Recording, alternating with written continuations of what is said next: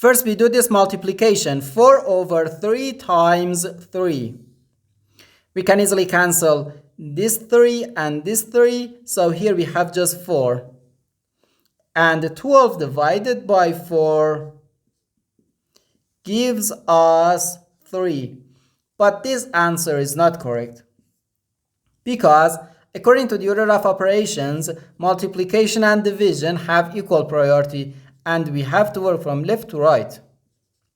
So here, first we have to do this division, then this multiplication. If we do this multiplication before this division, it is wrong.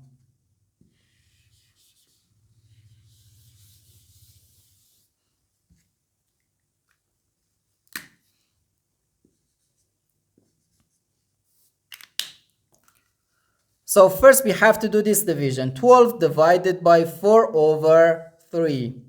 According to the KCF rule, K stands for keep, C stands for change, and F stands for flip. We can write keep the first fraction, change division to multiplication, and flip the second fraction. And here we have times 3. First we do this multiplication. 12 times 3 over 4. 12 divided by 4 gives us 3. And the 4 divided by 4 is just 1. So here we have 3 times 3, which equals 9. So we have 9 times 3, which equals 27.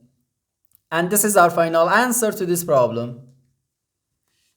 The correct answer is 27.